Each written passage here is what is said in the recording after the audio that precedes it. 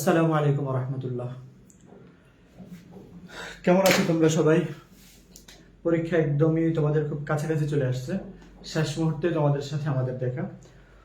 অনেকের সাথে আজকে আমাদের প্রথম দেখা, অনেকে কয়েকজনকে দেখলাম আমাদের পুরাতন স্টুডেন্ট। কেমন আছো সবাই? আমরা একটু অপেক্ষা করি বাকিরা আসুক সে পর্যন্ত, এরপরে ইনশাল্লাহ আমরা তোমাদের সাথে আজকে প্রথম দিন হিসাবে কিছু আলোচনা করবো, এরপরে মৌলিক পড়াগুলো আমরা শুরু করবো ইনশাল্লাহ। আমরা আরো কিছুক্ষণ একটু অপেক্ষা করছি।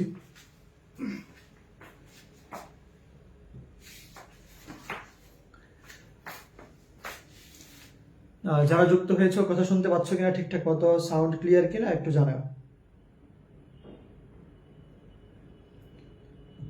সিয়াম জি আলহামদুলিল্লাহ, আমিও ভালো আছি।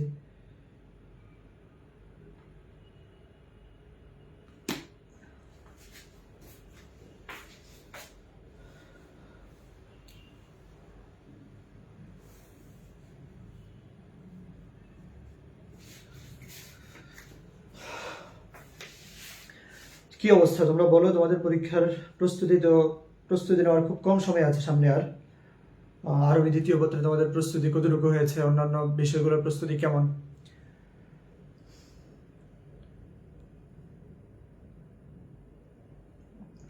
সালাম দিয়েছো। ওয়ালাইকুম আসসালাম রহমতুল্লাহ। আচ্ছা, তোমরা একটু ক্লাসটা শেয়ার করতে পারো, অনেকেই হয়তো জানছে না যে ক্লাস শুরু হয়েছে। তোমরা যারা উপস্থিত হয়েছে ক্লাসটা একটু শেয়ার করে দেবে।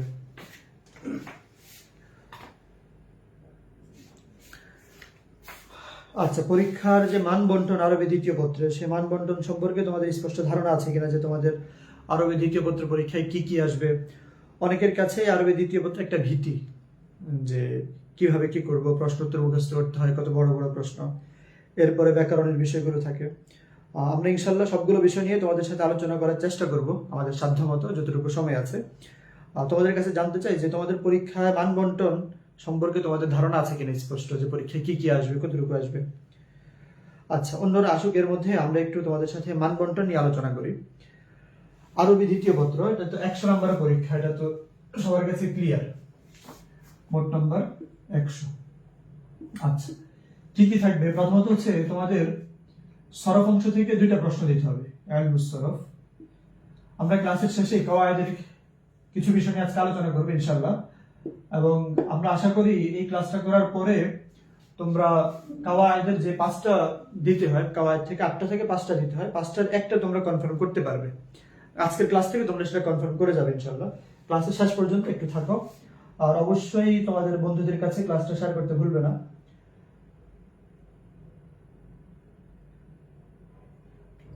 আচ্ছা, তাহলে প্রথমত হলো ইলমুস সরফ থেকে দুইটা প্রশ্ন দিতে হবে, 5 গুণ 2 10 নম্বর। এরপর হলো ইলমুন নাহু থেকে দুইটা। আর লেখাগুলো অনেকের কাছে একটু অস্পষ্ট হতে পারে, আর ইনশাআল্লাহ প্রয়োজনীয় লেখাগুলো স্পষ্টই হবে। খপ্তরকার লেখাগুলো বুঝতে অনেকের জন্য কষ্ট হয়। এখানে থাকবে চারটা থাকবে, তুমি দুইটা দিবে। সংখ্যাগুলো ইংরেজিতে লিখি, 4টা থেকে 2টা দিবে। এখানে থাকবে 6টা, দিতে হবে 4টা। এখানে 20 নাম্বার।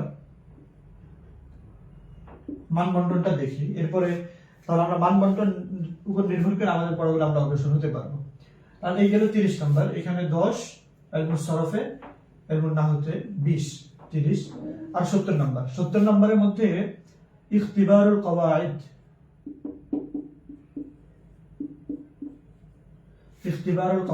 এখানে 25।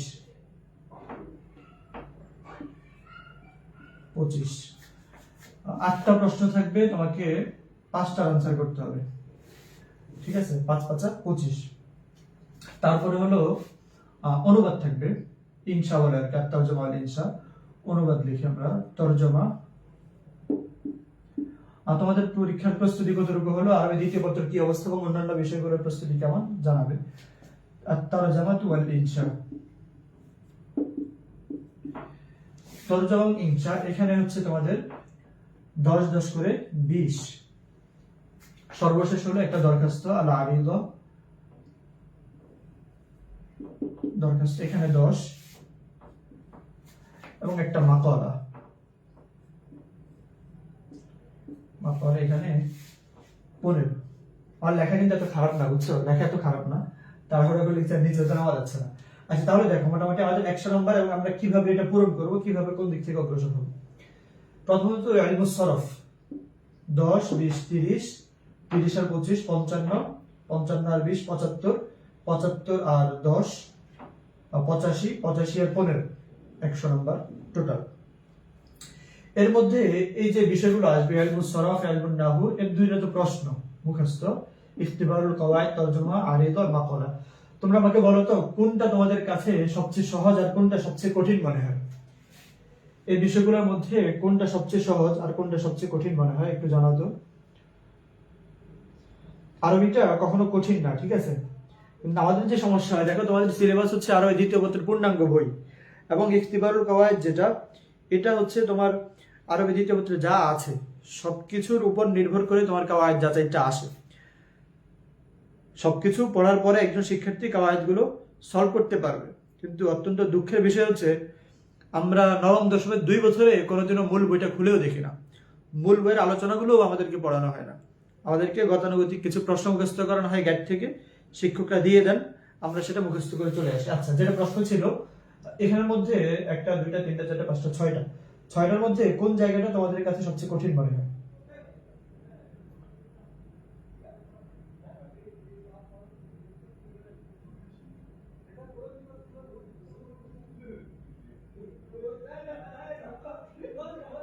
তিন নাম্বারটা সবচেয়ে কঠিন মনে হয় না? আমরা এটা নিয়ে আজকে আলোচনা করবো ইনশাল্লাহ, এই নিয়ত করে আজকের ক্লাসে আসা। আর বাকি কার কোনটা কঠিন মনে হয়? সিয়াম, আপনি পড়ালে খুব উপকার হয় মনে করি। তোমার ভাইয়ের কি অবস্থা? সায়েম, একজনই ক্লাস করতেছো না দুইজনই করতেছো? সিয়াম সায়েম ওরা দুইজনই আমাদের প্রথম আরবি প্রথম পত্র পড়েছিল আর কি আমার কাছে। আচ্ছা, কাওয়াইদ যাচাইটা ভয় করে, কাওয়াইদ যাচাই ভয় করে না, কাওয়াইদ যাচাই ভয়ের কিছু নাই। আমরা প্রথমে তোমাদের কাছে আমি কিছু প্রশ্ন দিব এবং সেখান থেকে আমরা সেই উত্তরগুলো সলভ করে করে আস্তে আস্তে অগ্রসর হবো। কাওয়াইদ যাচাইতে কি আছে বলতে পারো? কি কি আসে কাওয়াইদ যাচাইতে? আসে তো অনেক কিছুই, বাকি এর মধ্যে কমন যে বিষয়গুলো আসে সেগুলো থেকে আমরা শুরু করব। কাওয়াইদ যাচাইতে 1 আর 2 রকম কঠিন না, সব কঠিন স্যার, কোনোটাই কঠিন না, কিন্তু যেটা যেভাবে পড়া দরকার ওইটা ওইভাবে পড়তে হবে, তাহলে সহজ মনে হবে, ঠিক আছে? 1 2ও কঠিন না, 1 2 হচ্ছে 1 2 আমাদের কাছে কঠিন মনে হয় কেন? আমি যে বলছো তার ক্ষেত্রে আমার এই উত্তরটা সঠিক হয় কিনা জানি না। আমরা আরবিটা দেখে দেখে পড়তে পারি না, দেখা যায় কি তার মধ্যে হরকত ছাড়া লেখা থাকে, ওই দেখে দেখে এটা ভালোভাবে পড়তেও পারি না। যখন পড়তে পারি না তখন মুখস্থ করবো কিভাবে? মুখস্থ করার জন্য তো একটা পড়া আমি মুখস্থ করবো, তার জন্য তো আগে সেটা দেখে দেখে পড়াটা শিখতে হবে, কিন্তু কথা হলো আমি ভালোভাবে পড়তে পারি না দেখে দেখে, তো মুখস্থ করতে তো কঠিন লাগবেই। ওইটাও কঠিন না, ইনশাল্লাহ একটু উচ্চারণগুলো ধরাই দিলে তোমরা নিজেরা মুখস্থ করে নিতে পারবে। আচ্ছা, আমরা তাহলে যেখানে যাবো সেটা হচ্ছে কাওয়াইদ যাচাই না। এই দুইটা শব্দের সাথে তোমরা পরিচিত, মুজাররদ আর একটা হলো মাজিদ। এই দুইটা শব্দের সাথে কি তোমরা পরিচিত? মুজাররদ এবং মাজিদ, এই দুইটা শব্দের সাথে তোমরা পরিচিত কিনা?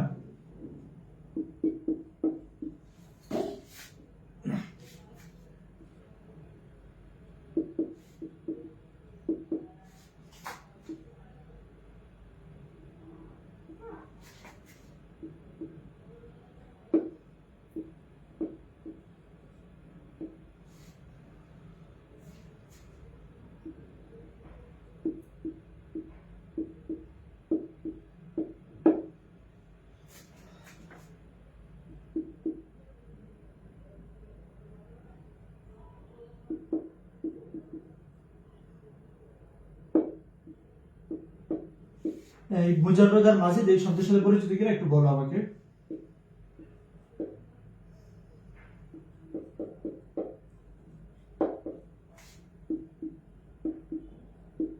আচ্ছা, দেখো এটা পরীক্ষায় খুব কমন প্রশ্ন। মুজাররদ এবং মাজিদ নির্ধারণ করো। তোমরা 19 20 21 22 তো পরীক্ষা হয়নি মনে হয় 2টা বছর, 19 20 তারপরে 24 25 প্রত্যেকটা প্রশ্নের মধ্যে দেখবা এটা খুব কমন যে মুজাররদ এবং মাজিদ হিসাবে ফেল গুলো নির্ধারণ করো। অর্থাৎ নিচে কিছু ফেল তোমার দেওয়া থাকবে, নিচে কয়েকটা ফেল দেওয়া থাকবে এবং তোমাকে বলা হবে যে এই ফেয়ালগুলোর মধ্যে কোনটা মুজাররদ আর কোনটা মাজিদ এটা নির্ধারণ করো, পার্থক্য করো। নিচে কিছু ফেয়াল দেওয়া থাকবে আর বলা হবে যে নিচের ফেয়ালগুলো থেকে মুজাররদ এবং মাজিদ নির্ধারণ করো। তো মুজাররদ আর মাজিদ তুমি নির্ধারণ করবে, তার আগে তো তোমাকে মুজাররদ আর মাজিদ চিনতে হবে। মুজাররদ এবং মাজিদ তো চিনতে হবে, তাই না? আমরা ইনশাল্লাহ শুধু মুখস্থ করব না, আমরা বুঝে বুঝে সামনে অগ্রসর হবে এবং আমরা খুব দ্রুত শেষ করতে পারবো। আচ্ছা, এই যে একজন বললো মুজাররদ হলো 3 অক্ষর বিশিষ্ট আর মাজিদ হলো 3 এর অধিক। আচ্ছা, এটা মাদ্রাসায় শেখানো হয়েছে, তাই না? আচ্ছা, আমরা একটু শব্দটা নিয়ে আরেকটু আলোচনা করি। বাকি তাকে যেভাবে শেখানো হয়েছে হয়তো সহজার্থ শিখিয়েছে এভাবে, আমরা একটু শব্দটা ভিন্নভাবে দেখি। মুজাররদ মানে হচ্ছে মুক্ত। মুজাররদ শব্দের অর্থ হলো মুক্ত, আর মাজিদ হলো অতিরিক্ত। মাজিদ শব্দের অর্থ হলো অতিরিক্ত। আচ্ছা, তো মুক্ত বলতে কি এটা অতিরিক্ত হরফ মুক্ত, অতিরিক্ত হরফ মুক্ত। আমি একটু বিষয়গুলো ব্যাখ্যা করবো তোমাদের জন্য। আর অতিরিক্ত বলতে মূল হরফের চেয়ে অতিরিক্ত, মূল হরফের চেয়ে অতিরিক্ত।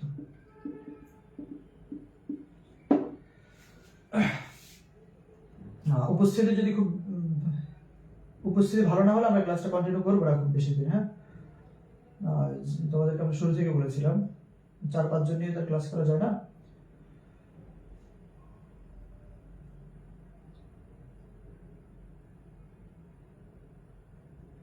আচ্ছা, তাহলে মুজাররদ বলতে অতিরিক্ত হরফ মুক্ত, আর মাজিদ হচ্ছে শাব্দিক অর্থ হচ্ছে মুক্ত, মাজিদ মানে অতিরিক্ত। ব্যাপারটা হচ্ছে দেখো, ধরো পড়া, বাংলা একটু খেয়াল করো আগে। পড়া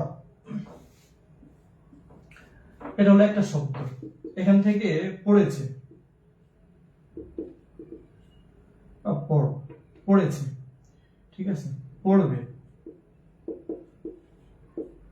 এরপরে কি হয়? পড়েছিল, পড়েছিল। এই যে পড়, এখান থেকে আমি যদি আগে এখানে দেখি পড়েছে, এখান থেকে আমি চটা বাদ দিয়ে দিই, তাহলে একটা অর্থ থাকে যে পড়ে, সে পড়ে, এতটুকু হতে পারে। পড়বে, বেটাকে বাদ দিয়ে দিই, তাহলে অর্থ কি? পড়, তুমি পড়ো, ঠিক আছে। পড়েছিল, এখান থেকে আমি ছিলটা বাদ দিতে পারি। অর্থাৎ এই অংশগুলো হলো অতিরিক্ত, এই অংশগুলো অতিরিক্ত। এটা 3টাই ক্রিয়া, কিন্তু এই ক্রিয়ার সাথে এগুলো হলো অতিরিক্ত। অতিরিক্ত কিভাবে বুঝলাম? এই যেগুলো বাদ দিয়ে দিলেও ক্রিয়ার একটা অর্থ থাকে, এগুলোকে বাদ দিলেও ক্রিয়ার অর্থ থাকে। যেহেতু এগুলোকে বাদ দিলেও ক্রিয়ার অর্থ থাকে, তাহলে বোঝা গেল এগুলো অতিরিক্ত, এটা ছাড়া ফেলটা টিকে। কিন্তু এই যে পড়, এটা থেকে যদি আমি এটাকে বাদ দিয়ে দিই, তাহলে আর কোনো অর্থ থাকে? পড়, কোনো অর্থ থাকে না। তাহলে বোঝা গেল এখানে কোনো অতিরিক্ত হরফ নাই, যা আছে তার থেকে, এখান থেকে কোনো কিছুকে যদি আমি বাদ দিই, তাহলে আর এটার কোনো অর্থই থাকে না। তাহলে বোঝা গেল এখানে যা আছে এটা মূল, এখান থেকে কিছু বাদ দেওয়া যাবে না। আর এখানে যেটা আছে, এখান থেকে আমি অনেকগুলো বাদ দিতে পারি, যেগুলোকে বাদ দিলে অর্থ ঠিক থাকে, এটা কেবল অতিরিক্ত। আমার কথাটা অনেকের কাছে ক্লিয়ার না, আমি জানি। 1 মিনিট নিজেরা চিন্তা করে এই দুইটা অংশ মিলাম, এরপর আমি আরেকবার বলবো, আশা করি ক্লিয়ার হয়ে যাবে।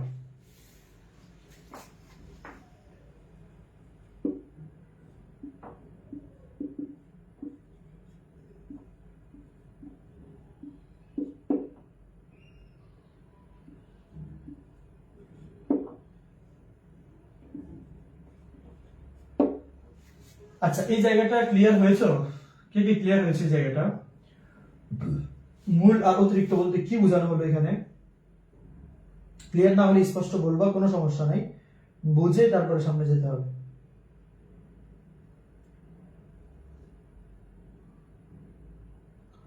তোমরা বেশ কয়েকদিন ধরে অপেক্ষা করতেছো ক্লাস করার জন্য।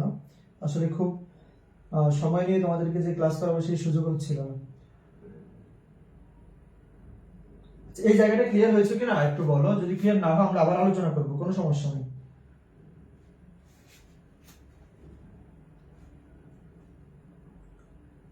যারা বলেছিলেন যে আমরা তো 50 জন হয়ে গেছি, ক্লাস শুরু করেন, তাহলে 50 জন হলে তো ক্লাস নেবেন বলছিলেন। এখন দেখো 50 জন, সেখানে তো প্রায় 80 জনের উপরে ছিল, কিন্তু ক্লাসটা আছে প্রায় 5 থেকে 6 জন, ঠিক আছে। এটাই তখন বোঝানো হয়েছিল যে 50 জন থাকলেও 50 জন তো ক্লাস করবে না।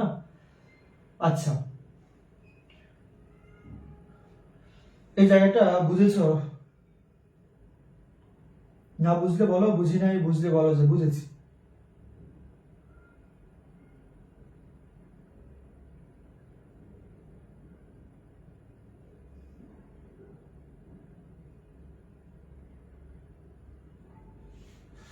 এটা বুঝেছো কিনা একটু ক্লিয়ার করে বলো আমাকে।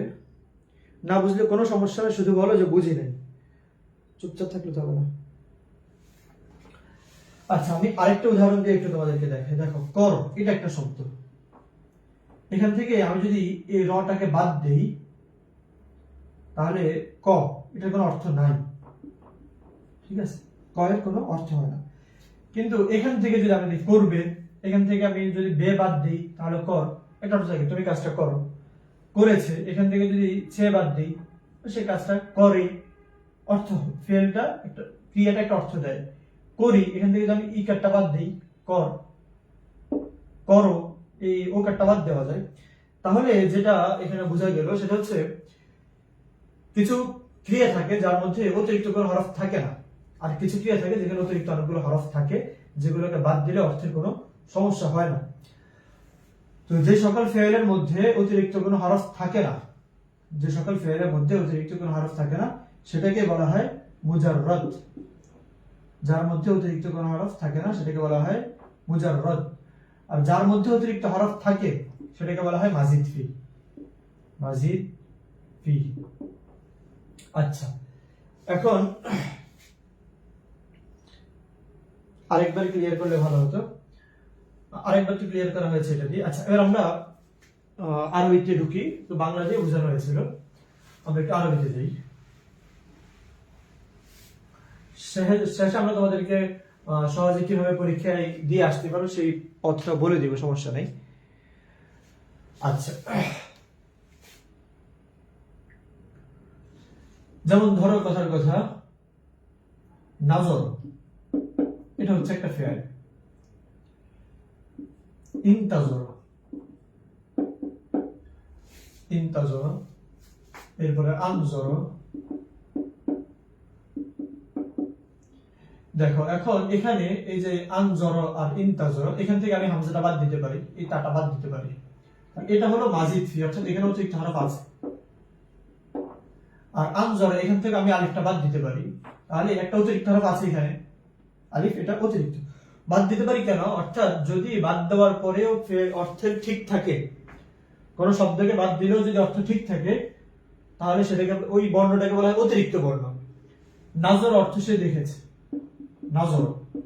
এখান থেকে আমি যদি র কে বাদ দিয়ে দিই তাহলে এই যে নাজর, এটার কোনো অর্থই নাই আরবিতে। নাজরের আরবিতে কোনো অর্থই নাই, অর্থের জন্য রটা দিতে হয়। তাহলে এখান থেকে আমরা কোনো বর্ণকে বাদ দিলে বর্ণের কোনো অর্থই থাকে না।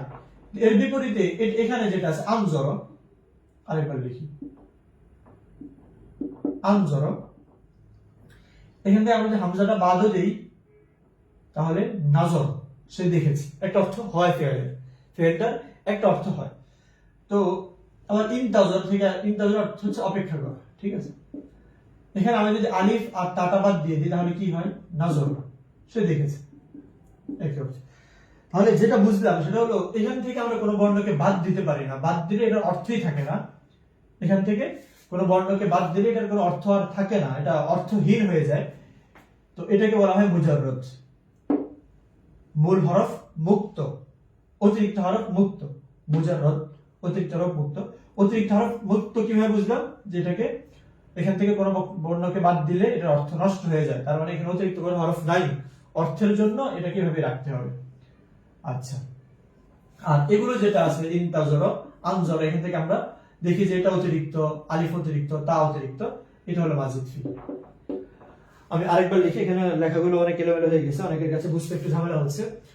আমরা শেষে তোমাদেরকে পরীক্ষার জন্য কিভাবে নেবে সেটাও বুঝিয়ে দেব। আপাতত আমরা বিষয়টা একটু ক্লিয়ার করি। শুধু মুজাররদ আর মাজিদ পড়ে পড়ে গেলাম, কিন্তু আসলে মুজাররদ কাকে বলে, মাজিদ কাকে বলে সেটা শিখলাম না, এটা তো হবে না। কারণ আমরা তোমাদেরকে মুজাররদ আর মাজিদ কাকে বলে ওইটা আপাতত বোঝানোর চেষ্টা করি। এরপরে দেখা যাবে যে আরো কিছু কৌশল থেকে যেটা এখন অল্প সময় শিখা সম্ভব না, যার জন্য আমরা তোমাদেরকে পরীক্ষায় কিভাবে পার করে আসবে সেটা শিখাবো ইনশাআল্লাহ। আচ্ছা, আবার বলছি, যেমন ধরো আকরা, বা সহজ শব্দ যদি আদখলা, আদখলা, এটা একটা শব্দ, ইস্তাদখালা, তোমাদের মতো করে লিখি তাহলে,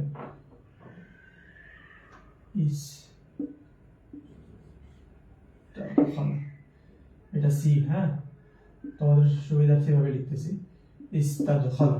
এটা হলো আদখালা, এটা হলো ইস্তাদখালা। আরেকটা লিখলাম এখানে দাখালা। দেখো এখানে তিনটা বর্ণ আছে, এখান থেকে আমি যদি একটাকেও বাদ দিই, যেমন ধরো দালকে বাদ দিলাম, খলা, এই বর্ণের আরবিতে কোনো অর্থ নাই, খলা, ঠিক আছে? মানে একটা যেটাকে আমি বাদ দিই, একটা বর্ণকে যদি বাদ দেই তাহলে পুরো শব্দটাই অর্থহীন হয়ে পড়ে। কোন শব্দকে আমি বাদ দিতে পারছি না, অতিরিক্ত হলে তো বাদ দেওয়া যায়, তাই না? ধরেন একটা আপনি একটা কোরআন পড়লা, তোমরা কোরআনের মধ্যে কোরআনের সদস্য নেওয়া যাবে 10 জন, একটা কোরআন পড়লা 10 জনের, এখন এখান থেকে এখানে যদি 12 জন হয় তাহলে তুমি 2 জনকে বাদ দিতে পারবা, কিন্তু কোরআনের সদস্য নেবে 10 জন, আছেই 10 জন, তাহলে তো কাউকে বাদ দেওয়া যাচ্ছে না, তাহলে সবাই মূল, ঠিক আছে? তো সেম কাহিনীটা এখানে, আরবিতে একটা শব্দ হওয়ার জন্য কমপক্ষে 3টা শব্দ থাকতে হয়, এখানে আছেই 3টা, তাহলে অতিরিক্ত কিছু নাই, এখানে অতিরিক্ত কিছুই নাই। আর অতিরিক্ত বর্ণ যদি না থাকে তাহলে সেটাকে বলা হয় মুজাররাদ, অতিরিক্ত বর্ণ না থাকলে সেটাকে বলে মুজাররাদ। আবার দেখো এখানে এই দাখালাই আলিফটা বাদ দেওয়া যায়, সিনটা বাদ দেওয়া যায়, তাটা বাদ দেওয়া যায়। কি কারণে বাদ দেওয়া যায়? এই 3টা বাদ দিলে অর্থ ঠিক থাকে, যে দাখালা হয়ে যায়, একটা অর্থ পাওয়া যায়। আবার আদখালা, এখানে আলিফটা বাদ দেওয়া যায়, এটা অতিরিক্ত, তাহলে এখানে মূল হরফ অতিরিক্ত হরফ আছে, আদখালা এবং ইস্তাদখালার মধ্যে অতিরিক্ত হরফ আছে। যদি অতিরিক্ত হরফ থাকে সেটাকে বলা হয় মাজিদুন ফি। আরো ক্লিয়ার হওয়া যেত যদি তোমাদের থেকেও শুনতে পারতাম ব্যাপারগুলো, দ্বিপাক্ষিক আলোচনা হতো।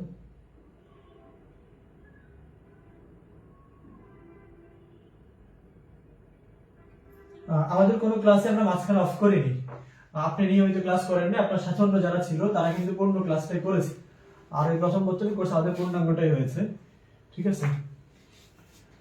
একজন বলেছেন যে আপনারা কয়েকদিন ক্লাস নিয়ে ক্লাস অফ করে দিয়েছেন, আমরা কোনো কোর্সে মাঝখানে অফ করি না, আমাদের শিক্ষার্থী একজন থাকলে আমরা কোর্সের শেষ পর্যন্ত যাই। যেমন আমরা গত পরশুদিন আমাদের একটা তাহকিকের ব্যাচ ছিল, সেখানে আমরা প্রায় মনে হয় 80 জন নিয়ে ক্লাস শুরু করেছিলাম, আর 17-18টা ক্লাস পর্যন্ত আস্তে আস্তে শেষের শিক্ষার্থী ছিল একজন, সে একজনকে নিয়ে আমরা শেষ করেছি। এর আগে আমাদের আরেকটা ব্যাচ ছিল প্রায় 1 বছরের কোর্স, সেখানে আমরা প্রায় শেষে 3 মাস যাওয়ার একজনকে একাকি করিয়েছি। তাই আমরা কোনো ব্যাচ অফ করি না, শিক্ষার্থী একজন থাকুক আর 2 জন থাকুক তাকে নিয়ে আমরা শেষ করি।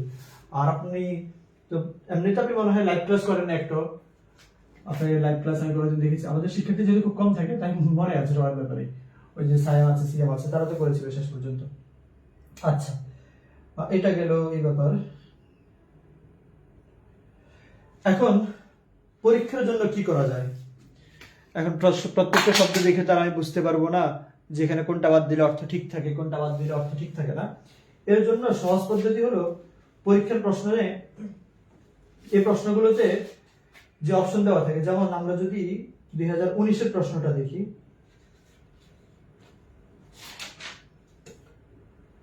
পুলিশের প্রশ্নটা কি আছে একটু দেখি, এটার উত্তর যদি তোমরা করতে পারো তাহলে মনে করবো যে আজকের ক্লাস আমাদের সার্থক। আইয়িন আল ফি'ল আল মুজাররাদ, ফেলে মুজাররাদ নির্ধারণ করো, ঠিক আছে? আইয়িন নির্ধারণ করো, এখানে ফেল কি কি আছে সেটা একটু আমরা লিখি। খরজা, তাফাহামা, বাহতাবা,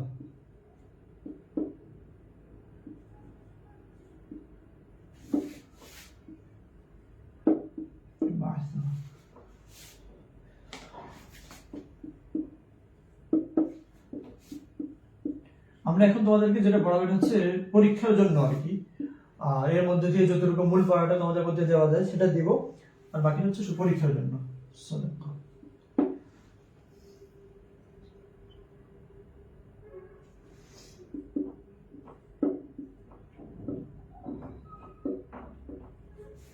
দেখো এখানে কয়টা অপশন দেওয়া আছে, 1 2 3 4 5 6 7 8, 8টা থেকে তোমাকে দিতে হবে শুধুমাত্র 5টা নির্ধারণ করতে পারলেই তুমি 5 নাম্বার পাবে, 5টা নির্ধারণ করতে পারলে তুমি 5 নাম্বার পাবে। এখন দেখো আরবিতে একটা শব্দের জন্য কমপক্ষে 3টা বর্ণ লাগে, তিনটা বর্ণ প্রয়োজন, একটা শব্দের জন্য কমপক্ষে তিনটা বর্ণ প্রয়োজন। তাহলে তুমি যেটা করবে যে তোমাকে মুজাররদ নির্ধারণ করতে বলে, মুজাররদ এবং মাজিদ ফি, যদি এখানে মাজিদ ফি দেওয়া নাই, বলাই হয়েছে আইজিনের ফেয়ারের মুজাররদ, শুধু মুজাররদ গুলো নির্ধারণ করো। তাহলে দেখো তিনটা বর্ণের কি কি আছে, একটা, তিনটা বর্ণ, দুইটা, তিনটা, চারটা, আর আছে। আচ্ছা, এই চারটা বর্ণই দেখো তোমার এখানে আছে বর্ণ তিনটা, যেখানে দেখবে যে বর্ণ তিনটা আছে এই সবগুলো মুজাররদ। কোথাও যদি বর্ণ তিনটা থাকে সবগুলো মুজাররদ, খরাজা এটা মুজাররদ, বা দাফা মুজাররদ, সাদাকা তিনটা বর্ণ মুজাররদ, এটা মুজাররদ। এখানে চারটা আমরা নির্ধারণ করে ফেললাম অলরেডি, এটা মুজাররদ। আচ্ছা, যদি এতটুকু তোমরা বুঝো তাহলে আমি আরো কয়েকটা শব্দ তোমাদেরকে দিই, তোমরা এখান থেকে নির্ধারণ করবে যে কোনটা মুজাররদ কোনটা মাজিদ ফি।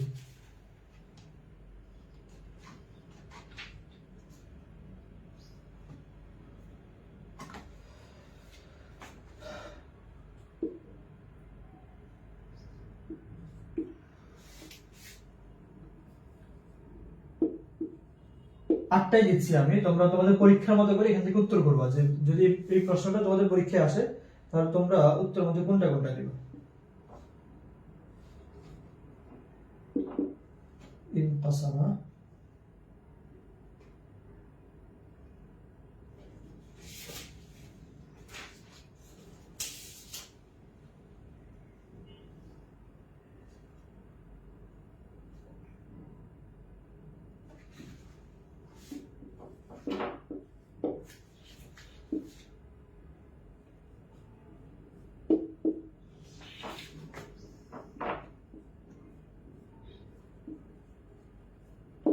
আচ্ছা, এখান থেকে শুধু তোমরা একটু নির্ধারণ করো যে এখানে মুজাররদ ফেল কোনটা কোনটা আছে, 1 2 3 4 5 6, ছয়টা হয়েছে না?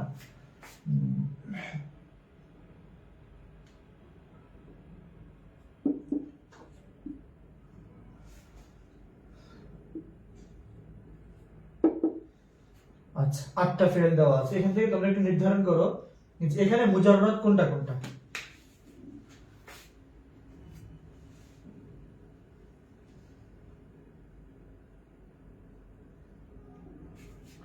আমি যেটা বলেছিলাম সেটা হচ্ছে যদি পরীক্ষায় দেখো যে কোথাও শুধু তিনটা মাত্র বর্ণ আছে তাহলে ধরেই নিবা যে এটা মুজাররদ। যদি তিনটা মাত্র বর্ণ থাকে তাহলে ধরেই নিবা যে এটা মুজাররদ।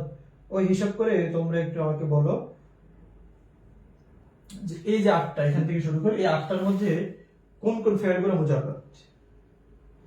তুমি শুধু 5টা বাছাই করবা, মুজাররদ 5টা ফেল বাছাই করবা এখান থেকে।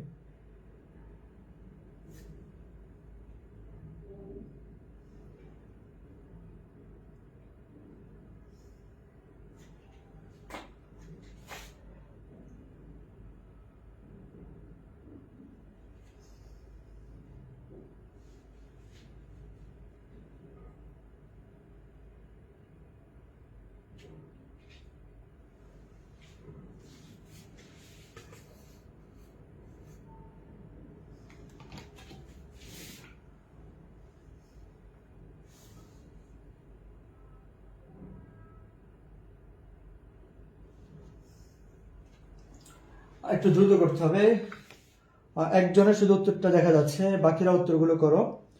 ভুল হোক সমস্যা নাই, তোমার উত্তর যদি ভুল হয়, দেখো তুমি একটা জায়গায় ভুল করবা, সেই ভুলগুলো আমরা শুধরে দিব, এরপর আবার ভুল করবা, সেটা আমরা শুধরে দিব, এভাবে তো আস্তে আস্তে শিখতে হবে, তাই না? তোমার ভুল হবে চিন্তা করে যদি বসে থাকো তাহলে তো আর শেখা হবে না। উত্তর করো, ভুলই উত্তর করো, সমস্যা নেই।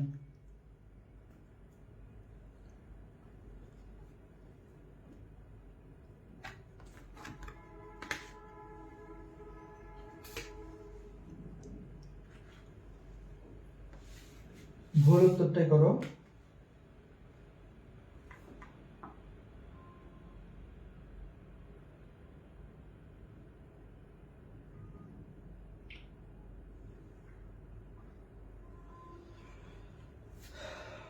দেখো তিনটা বর্ণ কোথায় কোথায় আছে, যেখানে তিনটা বর্ণ আছে ধরে নিবা যেগুলো মুজাররদ।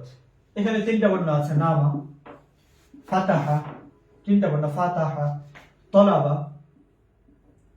কমা, ঠিক আছে? এরপরে এখানে আছে খরচ।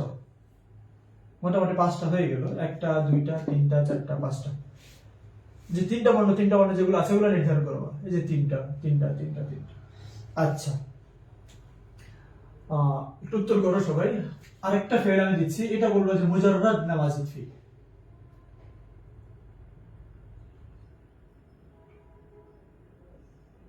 কি বলা যায়?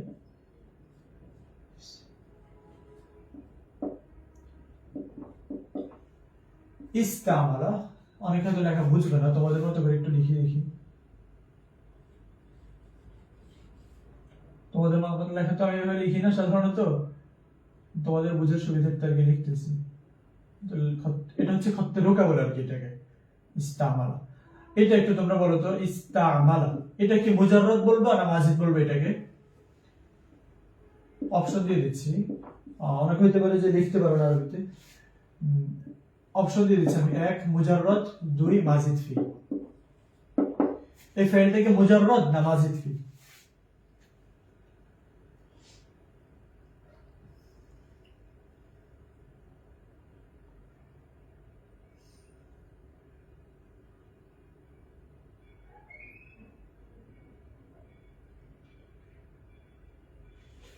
ইস্তামালা এটা মুজাররাদ না মাজিদ ফি?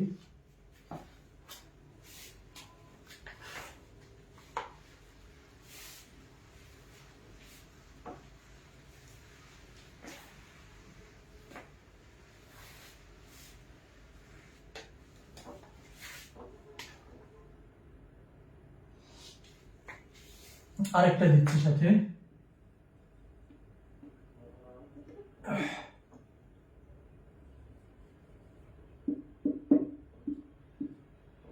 তোমাদের মতো করে লিখতে হবে না। ইয়া কফ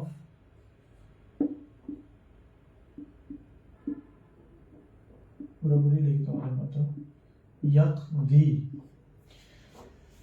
এটা মুজাররাদ না মাজিদ?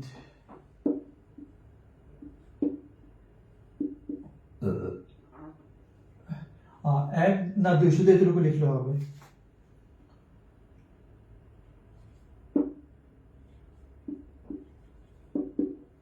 মাজিদুন ফি।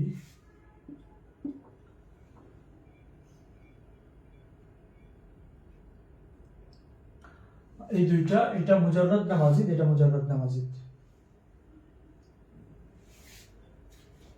ইয়াকদি, ইয়া কফ দাদ ইয়া, ইয়াকদি এটা মুজাররাদ না মাজিদ?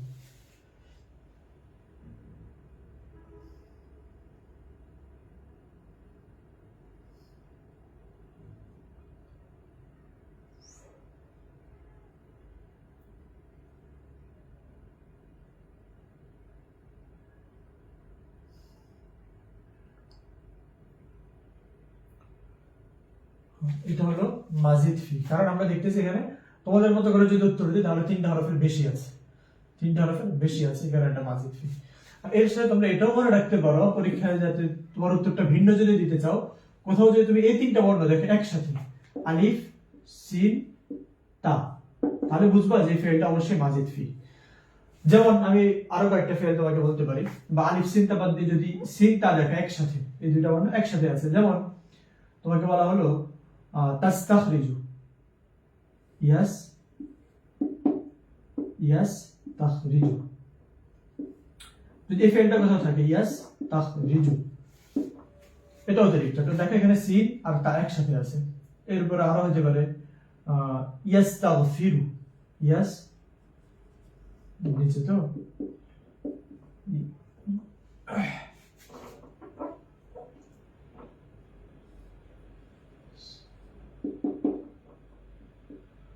ইয়াস্তাগফিরু, এটা যদি ধরি এটা অতিরিক্ত মাজিদ ফি। ঠিক আছে, আচ্ছা এটা কি? এটাকে তোমরা সবাই বলছো মাজিদ ফি। এই জায়গাটার জন্য আমরা তোমাদেরকে বলেছিলাম শেষে কিছু মূল কথা আছে। আমরা প্রথমে বলেছি 3টা বর্ণ থাকলে মুজাররাদ, এটা তোমরাও শিখেছো। এর সাথে এই যে আলামাতুল মুজারে কি কি, আলিফ তা ইয়া, এখানে 4টা বর্ণ দেখি তোমাদের কাছে মনে হচ্ছে যে এটা মানে মাজিদ ফি, যেহেতু বলছে যে 3টা থাকলে মুজাররাদ, 3টার বেশি হলে মাজিদ। তো দেখো আলামাতুল মুজারে হচ্ছে 4টা, আলিফ তা ইয়া নুন। যদি কোনো ফেলের শুরুতে এই 3টা বর্ণ থাকে, একটা দুইটা তিনটা চারটা, আলিফ তা ইয়া নুন, আলিফ তা ইয়া নুন, এটা তো তোমরা জানো আলামাতুল মুজারে, আলামাতুল মুজারে চারটা। তো এই চারটা বর্ণ যদি কোথাও থাকে তাহলে এটাকে বাদ দিয়ে গুনবা, আলিফ তা ইয়া নুন, এটা যদি কোথাও থাকে এটাকে বাদ দিয়ে গুনবা, এটাকে বাদ দিয়ে গুনো। এটা তো আলামাতুল মুজারে, এটা তো মূল হরফ আর অতিরিক্ত হরফের অংশ না, এটাকে বাদ দিয়ে এখন গোনা যে শব্দ কয়টা, তিনটা। তাহলে এটাও মুজাররাদ মাজিদ ফি না, এটাও মুজাররাদ মাজিদ ফি না। আচ্ছা, তাহলে পরীক্ষার জন্য তোমাদের যেটা প্রথম কথা সেটা হলো, প্রথমত আমরা যেটা বললাম যে মুজাররাদ আর মাজিদ ফি কাকে বলে। মুজাররাদ হলো যে সকল শব্দের মধ্যে অতিরিক্ত হরফ নাই সেটাকে বলে মুজাররাদ, যেখানে অতিরিক্ত হরফ আছে সেটাকে বলা হয় মাজিদ ফি।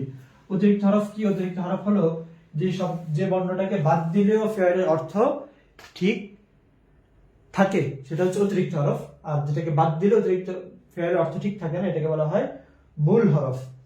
আর পরীক্ষার জন্য যেটা বলেছিলাম প্রথম পয়েন্ট, যদি আমাদেরকে বলা হয় মুজাররদ গুলো নির্ধারণ করতে, যে নিচের ফেয়ারগুলো থেকে মুজাররদ নির্ধারণ করো, প্রথম কাজ হচ্ছে আমরা 3 হরফের যেগুলো আছে সেগুলো লিখে দিব, 3 হরফের গুলো লিখে ফেলব, এটা মুজাররদ। এখন আমার লিখতে হবে 5টা, আমি 3 হরফের পাইলাম 4টা, 3 হরফের 4টা পাইলাম। এরপর আমি যেটা দেখবো সেটা হচ্ছে 4 বর্ণের কোনটা কোনটা আছে, 4টা বর্ণের কি কি আছে।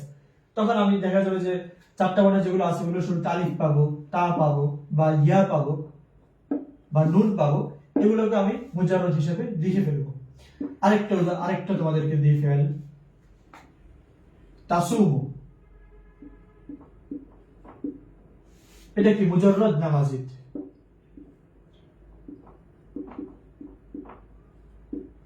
মুজাররদ না মাজিদ ফি?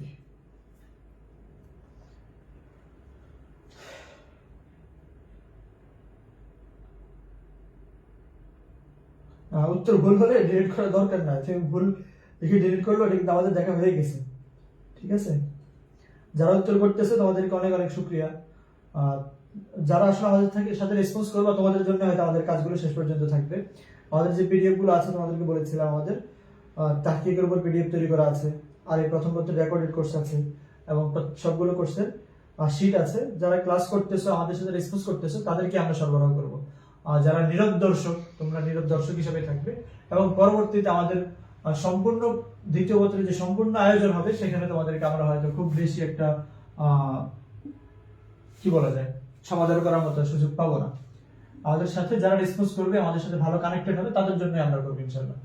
কখনো যদি আমরা ক্লাসগুলো গুগল মিটে নিই, সেক্ষেত্রে যে কয়েকজন শুধু ফেসবুক ক্লাসে নিয়ে হয়তো তাদের রেসপন্স করবে তাদেরকে আমরা সুযোগ দিব। আচ্ছা, তাহলে তাসুমু এটা হলো মুজাররদ, কারণ এখানে শুরুতে তা আছে, তাকে আমরা বাদ দিব, বাকি 3টা বর্ণ থাকে, এই 3টা বর্ণই মূল হরফ। আচ্ছা, এই গেল এই আলোচনা। আশা করি এই আলোচনার পরে তোমরা মুজাররদ পরীক্ষায় এই যে প্রশ্ন ফেয়ালে মুজাররদ আর মাজিদ ফি নির্ধারণ করো, এটা নিয়ে সমস্যা হবে না। এখন কখনো কখনো প্রশ্নের সাথে আরেকটা অংশ দিয়ে দেয়, ফেয়ালের সাথে আরেকটা অংশ দেয়। সেটা কি দেয়? সেটা হলো মুজাররদ এবং তার প্রকার নির্ধারণ করো। মুজাররদ এবং তার প্রকার নির্ধারণ করো। মুজাররদের প্রকার কি? প্রকার হলো সুলাসি মুজাররদ, রুবাই মুজাররদ। মুজাররদের প্রকার হলো সুলাসি মুজাররদ, রুবাই মুজাররদ, রুবাই মুজাররদ। আরেকটা হলো খুমাসি মুজাররদ, খুমাসি মুজাররদ। লেখা তো তোমাদের মতো লিখতে হবে না, সা লাম আলিফ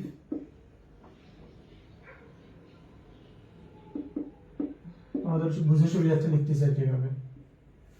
সুলাসি মিম জিম র দাল, সুলাসি মুজাররদ, র বা আলিফ আলিফ ইয়া, রুবাই মুজাররদ, এরপর হচ্ছে খ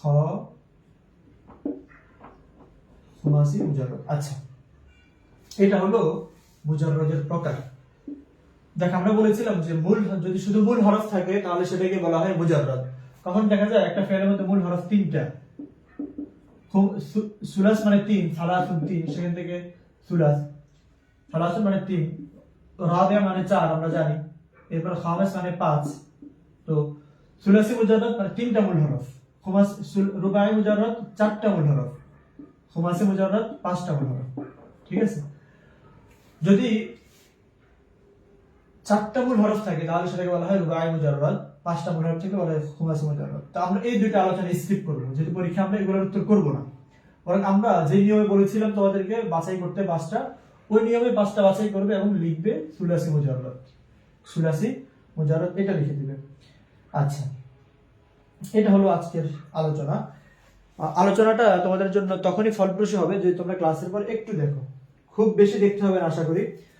যে আলোচনা বা তোমাদেরকে যা বলা হয়েছে এর উপর ভিত্তি করে তোমাদের গাইডে, যে গাইডে পড়ো, আল ফাতহা হোক আল আরাফা হোক, গাইডে এই যে ইখতিবারুল কাওয়াইদের যে অংশটা আছে আর কি, যে মুজাররদ আর মাজিদকে নির্ধারণ করো, এটা যে অংশ আছে ওই অংশটা তোমরা একটু দেখবে তোমাদের গাইড থেকে। ইখতিবারুল কাওয়াইদ, মুজাররদ নির্ধারণ করো এবং মাজিদ নির্ধারণ করো, এই সংক্রান্ত যে কাওয়াইদগুলো আছে এটা দেখবে। ঠিক আছে,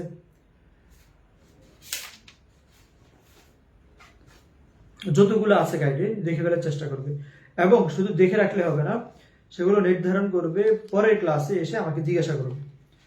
পরের ক্লাসে অনেকগুলো তোমাদের কাছে একটু ভিন্ন মনে হবে যে এটা তো এরকম বলা হয়েছিল কিন্তু এখানে এমন কেন, বা উত্তর তো দেওয়াই আছে, তুমি যে উত্তর করবে সেই উত্তরের সাথে মিলবে না, তুমি বুঝতে পারবে না যে কেন মিলছে না, সেগুলো পরের ক্লাসে এসে জিজ্ঞাসা করবে। আজকের ক্লাসের উপর তোমাদের যদি কোনো প্রশ্ন থাকে তাহলে অবশ্যই আমাকে করতে পারো। আর তোমাদেরকে একটা বাড়ির কাজ দিচ্ছি, সেটা হলো তোমাদের গাইডে যেগুলো আছে, তোমাদের গাইড থেকে 20টা ফেলে মুজাররদ লিখবা। আমরা যেটা লিখেছিলাম ইয়াকদি, তাসুম, এগুলো কিন্তু মুজাররদের অন্তর্ভুক্ত। তোমরা 20টা ফেলে মুজাররদ লিখবা এবং সাথে সেটার প্রকার লিখবা, যে সুলাসি মুজাররদ। 20টা ফেলে মুজাররদ লিখবা এবং সাথে লিখবা যেটা মুজাররদ লিখবা এবং সাথে এটার প্রকারটা লিখবা যেটা সুলাসি মুজাররদ। ঠিক আছে, আর এটার উপর আরো কিছু প্রশ্ন কথা বলা যায়, সেটা হচ্ছে আগামী ক্লাসে বলবো, এক ক্লাস আগে কথা বললে। কখনো কখনো প্রশ্ন থাকে যে মুজাররদ এবং মাজিদ ফি নির্ধারণ করো, নিচে 8টা ফেল দেওয়া থাকবে, তোমাকে বলবে যে মুজাররদ এবং মাজিদ ফি নির্ধারণ করো 5টা। এখন সেখানে যদি তুমি 5টা সুলাসি দিয়ে 5টা মুজাররদ দিয়ে দাও তাহলে তো সমস্যা নাই, যার কারণে মুজাররদ নিয়ে আমাদেরকে আপাতত কথা বলতে হচ্ছে না। আমরা পরীক্ষায় যদি প্রশ্ন থাকে যে মুজাররদ এবং তার প্রকার নির্ধারণ করো, তাহলে তো মুজাররদ গুলোই দিবে এবং প্রকার হিসেবে সুলাসি মুজাররদ লিখবো। আর যদি থাকে যে মুজাররদ এবং মাজিদ ফি নির্ধারণ করো, তাহলে সেক্ষেত্রে আমরা আশা করি 5টা অন্তত আমরা মুজাররদ পাবো, মুজাররদ গুলো শুধু নির্ধারণ করব, মাজিদ ফির দিকে আমরা দেখার দরকার নেই। ঠিক আছে, আজকের জন্য এই পর্যন্তই। যারা ক্লাসে ছিল শুরু থেকে শেষ পর্যন্ত, তোমাদের অনুভূতি কেমন সেটা জানাবে অবশ্যই। আর এটা আবারও বলি, যারা নিয়মিত ক্লাস করবে তোমাদের জন্যই আমাদের অন্যান্য সুযোগ সুবিধাগুলো থাকবে। যারা নিয়মিত ক্লাস করবে এবং রেসপন্স করবে, ক্লাসগুলো শেয়ার করার চেষ্টা করবে এবং তোমার বন্ধুদেরকে ইনভাইট করবে, তোমাদের জন্যই আমাদের সুযোগ সুবিধাগুলো থাকবে। যারা ক্লাসে আসবে না, রেসপন্স করবে না, তাদের জন্য আমরা করতে পারবো না। ঠিক আছে, আজকের জন্য এই পর্যন্তই, দেখা হবে আগামী ক্লাসে। সেই পর্যন্ত তোমাদের সুস্থতা সুস্বাস্থ্য কামনা করছি। সুবহানাকাল্লাহুম্মা ওয়া বিহামদিক, আশহাদু আল্লা ইলাহা ইল্লা আনতা, আস্তাগফিরুকা ওয়া আতুবু ইলাইক। আসসালামু আলাইকুম ওয়া রাহমাতুল্লাহ।